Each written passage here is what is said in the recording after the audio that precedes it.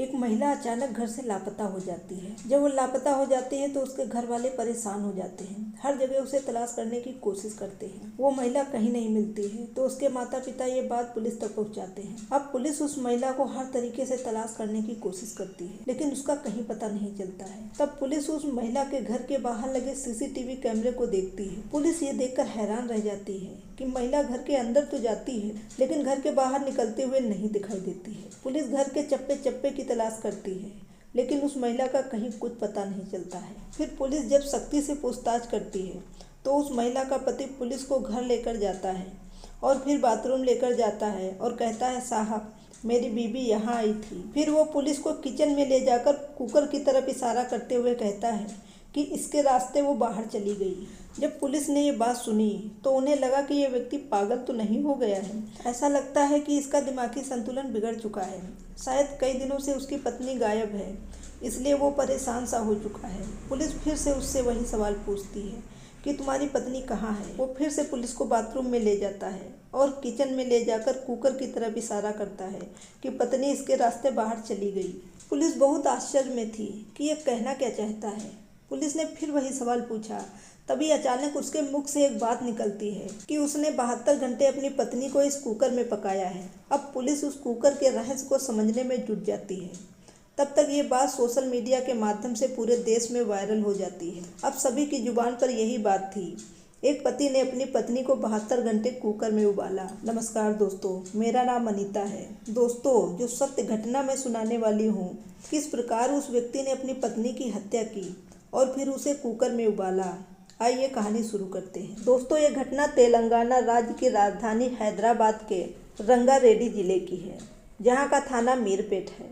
उसी मीरपेट इलाके की ये घटना है। यहाँ के न्यू बैंक टीसर कॉलोनी की रहने वाली महिला, जिसका नाम पी वेंकटा माधवी होता है, वो 16 जनवरी 2025 को सुबह के समय अपनी माँ सुबम्मा, जो नांदयाल की रहने वाली है, उनसे फ़ोन पर बात करती है। यानी सुबम्मा अपनी बेटी माधवी से फ़ोन पर बात करती है। बातों में ऐसा कुछ नहीं लग रहा था कि उनकी बेटी परेशान है या घबराई हुई है। फिर दोपहर में माँ अपनी बेटी से बात करने के लिए फ़ोन मिलाती है। इस बार फ़ोन स्विच ऑफ आ रहा था।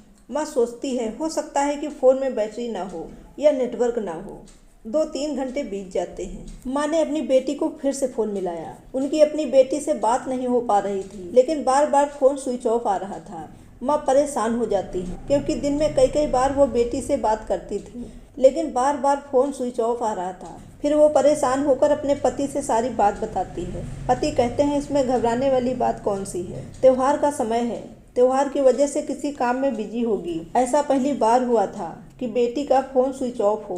पति कहते हैं कि बेटी के फ़ोन आने का इंतजार करो। इस तरह 16 जनवरी का पूरा दिन बीत जाता है। जब 17 जनवरी का दिन आता है, माँ फिर से फ़ोन लगाती है, लेकिन फिर से निराश हो जाती है। दोपहर का समय आता है। अब फ़ोन लगाकर देखती हूँ, शायद बेटी से बात हो जाए। अब माँ के सब्र का बांध टूट जाता है और वो रोना शुरू कर देती हैं। और इस तरह 17 जनवरी का दिन भी बीत जाता है। शाम को माँ अपने पति से कहती हैं, ऐसा करिए, बहुत हो गया, अब आप दामाद के पास फ़ोन करिए ताकि हम अपनी बेटी का हालचाल ले सकें। माधवी के पिता अपने दामाद के पास फ़ोन करते हैं, अपनी बेटी के बारे में जानने का प्रयास करते हैं। तब उनका दामाद, जिसका नाम गुरुमूर्ति होता है, फ़ोन रिसीव करता है और बताता है कि माधवी यहाँ से ये कहकर गई है कि वो मायके जा रही है। वो थोड़ा नाराज़ थी। हो सकता है इसी वजह से उसने अपना मोबाइल बंद कर लिया हो और फ़ोन काट देता है। अब माता पिता को ये चिंता थी कि अगर माधवी मायके जाने का कहकर निकली थी तो अभी तक वो पहुंची क्यों नहीं, उसने अपना मोबाइल क्यों बंद कर लिया है। अब माधवी के माता पिता अपने सारे रिश्तेदारों के पास फ़ोन लगाते हैं। माधवी की सहेलियों के पास भी पता लगाने की कोशिश करते हैं, लेकिन माधवी का कहीं कोई पता नहीं चल रहा था। इसी तरह शाम से सुबह हो जाती है। अब 18 जनवरी का दिन आता है। माता पिता अपनी बेटी माधवी के घर के लिए निकलते हैं और अपनी बेटी के ससुराल पहुंचकर जब दामाद से पूछते हैं कि उनकी बेटी माधवी कहाँ है, तो उनका दामाद भी चिंता में वही बात दोहराता है कि माधवी यहाँ से मायके जाने के लिए कहकर निकल कर गई थी। गुरुमूर्ति अपने सास ससुर के साथ माधवी को ढूंढने की कोशिश करता है। वो कई दिन तक माधवी को ढूंढते रहते हैं और जब माधवी का कहीं पता नहीं चलता है, तब माधवी के माता पिता वहाँ के मीरपेट थाने जाते हैं और वहाँ रिपोर्ट दर्ज करवाते हैं कि हमारी बेटी माधवी, जिसकी उम्र 35 साल है, वो 5 दिन से गायब है, उसका कहीं कुछ पता नहीं चल रहा है। तब पुलिस रिपोर्ट दर्ज करती है और जांच पड़ताल करना शुरू करती है। पुलिस भी माधवी को ढूंढने में कोई कसर नहीं छोड़ती है। उसे हर जगह ढूंढने का प्रयास करती है, हर रिश्तेदारों से पूछताछ करती है, उसकी सहेलियों से पूछताछ करती है, लेकिन उसका कहीं कुछ पता नहीं चलता है। उसके बाद पुलिस गुरमूर्ति के घर जाती है और गुरमूर्ति से पूछना शुरू करती है। वैसे रिपोर्ट बेशक माधवी के माता पिता और पति ने साथ मिलकर दर्ज करवाई हो, लेकिन सच्चाई यही थी कि आखिरी बार अगर किसी ने माधवी को देखा था तो वो उसका पति गुरमूर्ति ही था, क्योंकि माधवी अपने पति के घर से ही गायब हुई थी। ऐसे में पुलिस ने माधवी के माता पिता से सवाल जवाब करने के साथ साथ गुरमूर्ति से भी पूछताछ करने का फैसला किया। गुरमूर्ति ने पुलिस को बताया कि 16 जनवरी के दिन माधवी मकर संक्रांति की छुट्टियों में अपने घर नांदयाल जाना चाहती थी। वैसे तो मकर संक्रांति बेशक 14 जनवरी को मनाई जाती है, लेकिन दक्षिण भारत में ये पोंगल के तौर पर 4 से 7 दिन तक मनाया जाता है और ये वहाँ का सबसे मुख्य पर्व है। गुरमूर्ति ने कहा कि वो नहीं चाहता था कि इस बार उसकी पत्नी मकर संक्रांति के मौके पर अपने घर जाए, और बस इसी बात को लेकर उसकी माधवी से कहा सुनी हुई और माधवी गुस्से में आकर घर से बाहर निकल गई। पुलिस इस बात से हैरान थी कि बीबी के घर छोड़कर चले जाने के बारे में उसका अपनी पत्नी से उसके घर वालों को कुछ भी न बताना और खुद भी उसे 2 दिनों तक ढूंढने की कोशिश न करना पुलिस को हैरान कर रहा था। ऐसे में पुलिस ने फिर से माधवी की गुमशुदगी को लेकर गुरमूर्ति से पूछताछ करने का फैसला किया, और इस बार पूछताछ में गुरमूर्ति ने जो कहा उसे सुनकर खुद पुलिस का भी दिमाग घूम गया। गुरमूर्ति ने कहा कि उसने अपनी बीबी की हत्या कर दी है, और न सिर्फ हत्या कर दी है बल्कि हत्या करने के बाद उसकी लाश को भी ठिकाने लगा दिया है। अब सवाल ये उठता है कि आखिर गुरमूर्ति ने महज चंद दिनों के अंदर ऐसा क्या किया कि माधवी की पूरी लाश ही ठिकाने लगा दी, कि 16 जनवरी को ही उसने माधवी से हुए झगड़े के बाद उसकी जान ली और फिर उसकी लाश को टुकड़ों में काट डाला। जब ये वारदात हुई उनके दोनों बच्चे घर पर नहीं थे। दोनों मकर संक्रांति की छुट्टियों में गुरमूर्ति की बहन यानी अपनी बुआ के घर गए थे। मूल रूप से आंध्र प्रदेश के नांदयाल की रहने वाली माधवी की शादी 13 साल पहले गुरमूर्ति से हुई थी। गुरमूर्ति आंध्र प्रदेश के ही प्रकाशम जिले का रहने वाला है। 45 साल के गुरमूर्ति ने पहले एक फौजी के तौर पर इंडियन आर्मी में काम किया और फिर वहां से रिटायर होने के बाद उसने अपने बीबी बच्चों के साथ हैदराबाद में सेटल हो गया। गुरमूर्ति इन दिनों DRDO के कंचन बाग सेंटर में एक सिक्योरिटी गार्ड के तौर पर काम कर रहा था। माधवी और गुरमूर्ति को 2 बच्चे भी हैं, यानी देखा जाए तो दोनों की जिंदगी खुशहाल थी। लेकिन सब कुछ अच्छा होने के बावजूद 16 जनवरी को माधवी अचानक अपने घर से गायब कैसे हो गई। माधवी फोन पर अक्सर अपने माता पिता और रिश्तेदारों से बात किया करती थी, लेकिन 16 जनवरी को वो अपने घर से गायब क्या हुई कि उसका मोबाइल फोन भी स्विच ऑफ हो गया। गुरमूर्ति इंडियन आर्मी में रह चुका था, इसलिए पुलिस उससे ज्यादा सख्ती से पेश नहीं आ रही थी, उसे इज्जत दे रही थी। लेकिन जब वो पुलिस को गोल गोल घुमाना शुरू करता है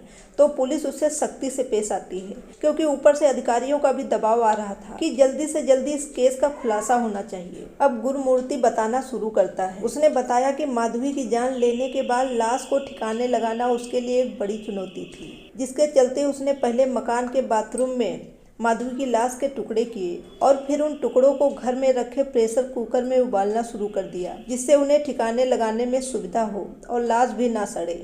इस काम में उसे 48 से 72 घंटे का वक्त लगा।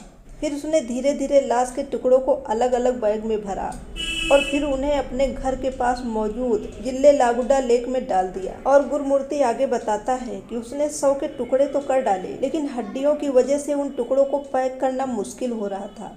ऐसे में उसने मसाला पीसने वाले मूसल से पहले हड्डियों को तोड़ा और उन्हें फिर चूर चूर कर जिस्म के बाकी हिस्सों के साथ बैग में भर लिया और फिर उन्हें लेक में जाकर फेंक दिया। यानी गुरमूर्ति ने पहले अपनी बीबी का कत्ल किया, लाश के टुकड़े किए, टुकड़ों को प्रेशर कुकर में पकाया, हड्डियों को तोड़ा और उन्हें चूर चूर किया और फिर उन्हें पानी में डाल दिया। गुरमूर्ति के इस खुलासे के बाद पुलिस हरकत में आ गई और वो गुरमूर्ति को वेंकटेश्वर नगर कॉलोनी वाले मकान में लेकर पहुंची ताकि मकान की अच्छी तरह से तलाशी लेकर सबूत जुटाए जा सके। लेकिन पुलिस ये देखकर हैरान रह जाती है कि गुरमूर्ति ने इतना सब कुछ करने के बाद पूरे मकान को इतनी अच्छी तरह साफ किया था कि नंगी आंखों से भी खून के धब्बों का नजर आना नामुमकिन हो गया था। ऐसे में अब पुलिस ने फॉरेंसिक एक्सपर्ट की मदद से उसके पूरे मकान की स्कैनिंग करने का फैसला किया। ताकि अगर वहां लाश को ठिकाने लगाए जाने से पहले उसे टुकड़े करने और पकाए जाने की कोई घटना सचमुच हुई है तो उसके सबूत जुटाए जा सके। हालांकि पुलिस सूत्रों को सीसीटीवी फुटेज की सूरत में कुछ ऐसे तथ्य हाथ लगे हैं जो इस केस के रहस्य को और बढ़ा रहे हैं। पुलिस ने इस खुलासे के बाद हैदराबाद के जिले लागुडा लेक की भी तलाशी ली, लेकिन पुलिस को वहां से भी मानव शरीर का कोई भी ऐसा टुकड़ा नहीं मिला जिसका कनेक्शन माधवी के कत्ल से जुड़ सके। ऐसे में जानकार आशंका जता रहे हैं कि शायद गुरुमूर्ति ने टुकड़ों को बीच पानी में फेंका और वो टुकड़े मछलियां या फिर ऐसे ही दूसरे जलीय जीवों का निवाला बन गए। अब इतनी खोजबीन के बावजूद भी पुलिस के हाथ खाली थे। सिर्फ एक गुरुमूर्ति का बयान ही है जिसने पुलिस वालों के साथ साथ हर किसी के होश उड़ा दिए हैं। ऐसे में पुलिस फिलहाल गुमशुदगी का मामला मान रही है।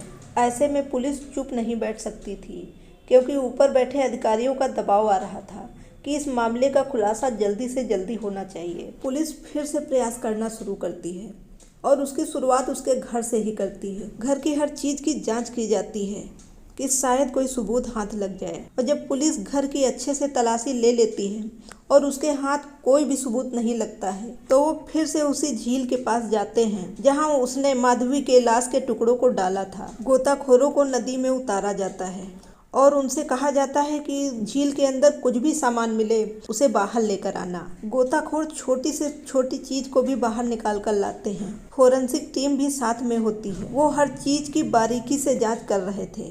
तभी उन्हें एक छोटा सा मांस का टुकड़ा मिलता है, यानी कि एकदम छोटी सी खाल, या यूं कह सकते हैं कि स्किन का एक छोटा सा टिश्यू मिलता है। जब फोरेंसिक एक्सपर्ट इसकी जांच करते हैं तो पता चलता है ये मानव मांस है। अब इस टुकड़े को लेकर फोरेंसिक टीम लैब आती है और वहां उसकी अच्छे से जांच करती है और उसका डीएनए भी लेती है। फोरेंसिक टीम ने माधवी की मां का डीएनए पहले ही ले लिया था और अब इस टिश्यू से निकला हुआ डीएनए उसकी मां के डीएनए से मैच कर जाता है। अब पुलिस को यकीन हो जाता है कि ये जो गुरुमूर्ति पूरी कहानी सुना रहा है ये पूरी सच है। अब पुलिस हरकत में आती है और गुरुमूर्ति के घर जाकर पुलिस गुरुमूर्ति को तुरंत अरेस्ट कर लेती है। अरेस्ट करके उसको थाने लाया जाता है और थाने से उसको जेल भेज दिया जाता है। दोस्तों, इस तरीके गुरुमूर्ति पकड़ा जाता है। दोस्तों, ये सोचकर दिल कांप जाता है कि इतना निर्दयी कोई कैसे हो सकता है। उसने अपनी पत्नी के साथ 13 साल गुजारे थे और ना ही उसे अपने बच्चों का ख्याल आया कि बच्चे माँ के बिना कैसे रहेंगे। इतनी बेरहमी से उसने बोटी बोटी काटा, उसे जरा भी रहम नहीं आया। दोस्तों, अब बस लास्ट में यही कहूँगी कि ये घटना सुनाने का मेरा उद्देश्य किसी का दिल दुखाना नहीं है और ना किसी को परेशान करना है। सिर्फ इससे कुछ सीखना है और आगे बढ़ जाना है। दोस्तों, अगर आप मेरे चैनल पर नए हैं तो इसे शेयर करके सब्सक्राइब जरूर करिएगा। Thank you very much.